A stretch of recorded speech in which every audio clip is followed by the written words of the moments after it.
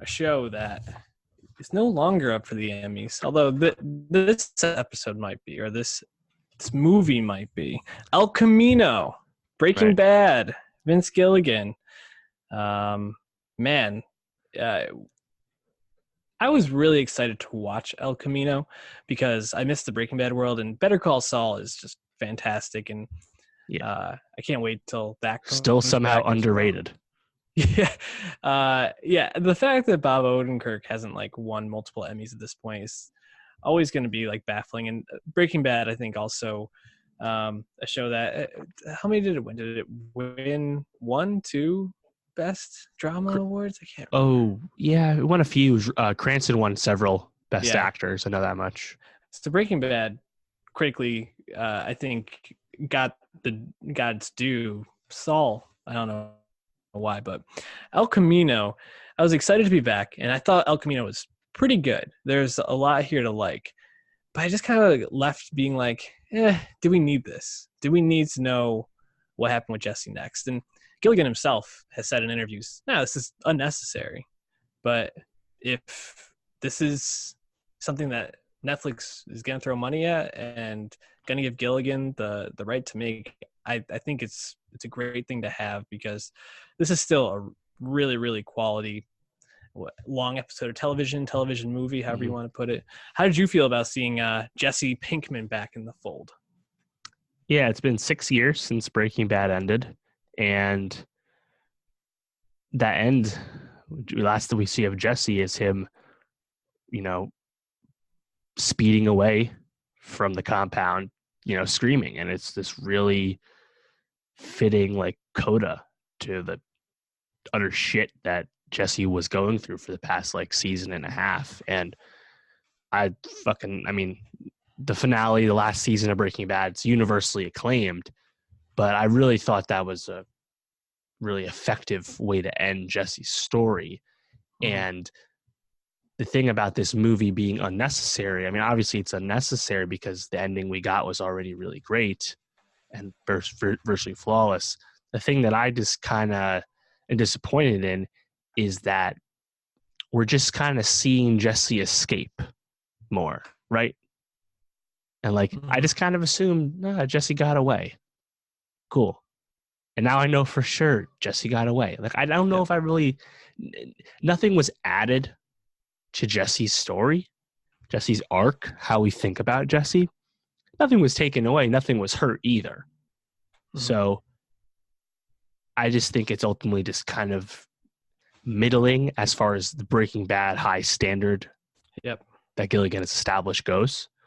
But yeah, I guess I was just kind of hoping it would just be something a little greater than it was, But what we got, as you said, is still really solid. And I love seeing Jesse Plemons. Todd is kind of the ultimate evil in a certain sense, and just seeing more of him is really great. But I mean, what do you think of the flashbacks in this? Because I mean, Todd is in the biggest flashbacks, a lot of Todd, but we also see Cranston, we also see Banks, we also see Kristen Ritter. I mean, I just don't know if they added anything beyond just being the utter fan service that this movie is. Yeah, that's kind of just what I felt like it was, like fan service and the reminders of these relationships, and a lot of them came back to Jesse discovering something about himself, thinking about maybe what could have been. In the scene with Walt, he's encouraging Jesse to go to college, to get a business degree, to have something to fall back on so he doesn't have to follow this life. And in the scene with Kristen Ritter, I'm forgetting what her name was on the show, Jane, I believe. Jane. Yeah, with Jane, she's talking about this like mindset and this theory on life, and Jesse's saying it's so cool that you just kind of like go with the flow, and she's like, no, like that's not what it should be. Like, you need to like make something of your life. You need to like move forward and like try to take things that are important to you. And it's all just like these memories that Jesse has of like times when things could have gone different, or he could have approached things in his life differently. And I thought it was interesting because I think it builds out a bit of the dilemma Jesse's in throughout this. Is like, how the hell did I get to this point where, I'm washing months of dirt and grime off my body and having flashbacks to being hosed down by Nazis Right. In a cage. And yeah, I don't know. It, as I sit with it more, and I've talked to a couple of people about it.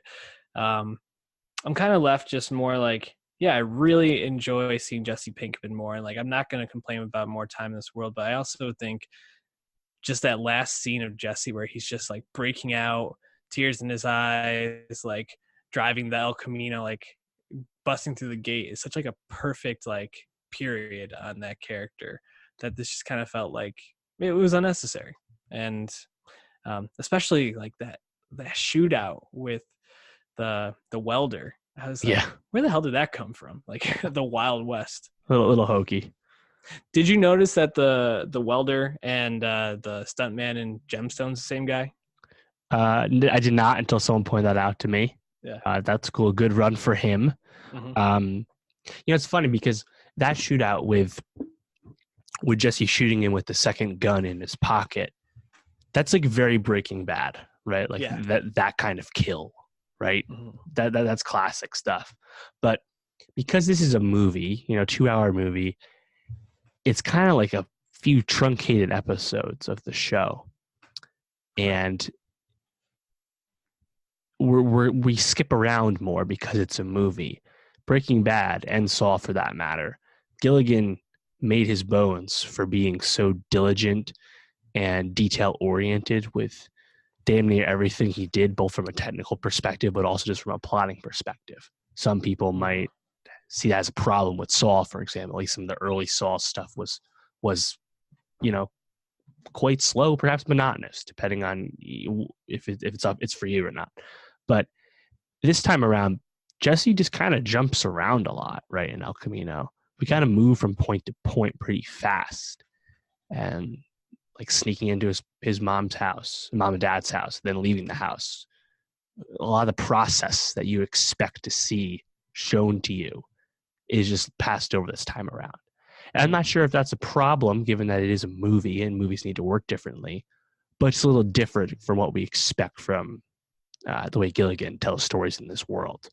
That being said, I really like seeing Robert Forster. To be honest, I totally did not remember he was even in Breaking Bad. Mm-hmm. He's in that one episode, Grand State, the penultimate. And of course, he passed away, announced he passed away the day El Camino came out.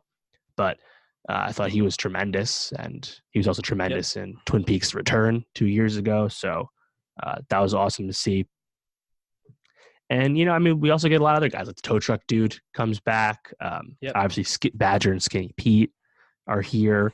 Huel isn't actually in El Camino, but he's in the teaser. So we know Huel actually does get out of the the room, safe house or wherever he was, locked up in the end. Room. Yeah. There's a bunch of other stuff. We find out that Lydia does in fact die from the ricin poisoning. Like cool comment, I suppose. But yeah, I think the sense that nothing truly was added, and that ultimately I think it just comes down to what kind of fan you are. Are you happy just to spend any more time in the world because there's a high floor when it comes to Gilligan telling stories that you're just okay with that? If that's enough for you, then I'm sure El Camino was really satisfying.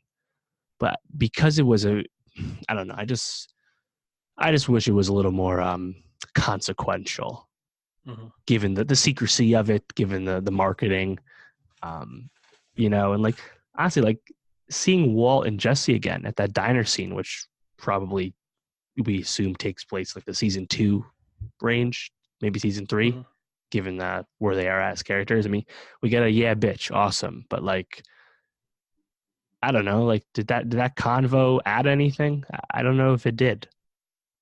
It was just kind of showy seeing Walt again, in my opinion. Yeah, I think it added something in terms of.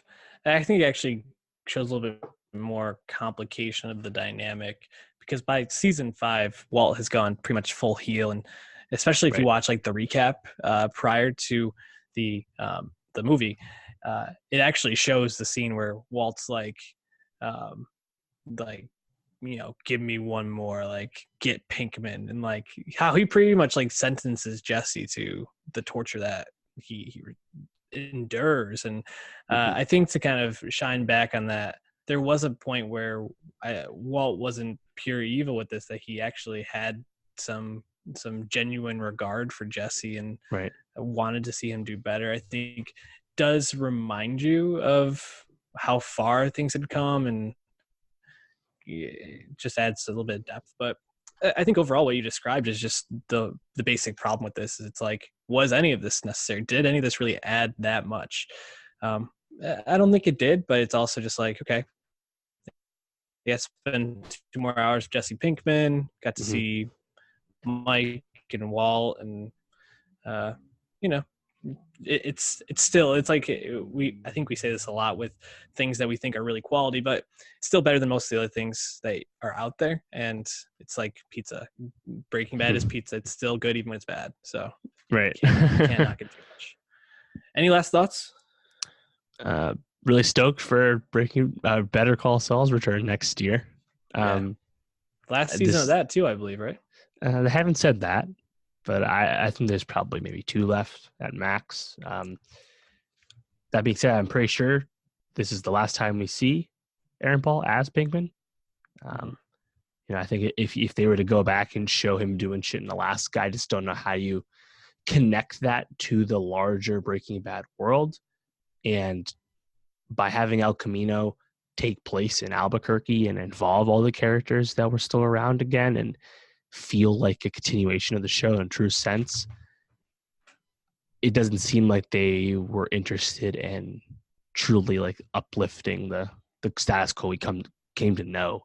So I don't think they would ever go back and do it, and it wouldn't make sense to see Pinkman in the black and white Saul future scenes at the Cinnabon with Jimmy. I don't know if that's realistic either. So this is probably the last of it. Yeah. You know? And we'll have to settle for Aaron Paul on Westworld. And also on BoJack, if you final season of that.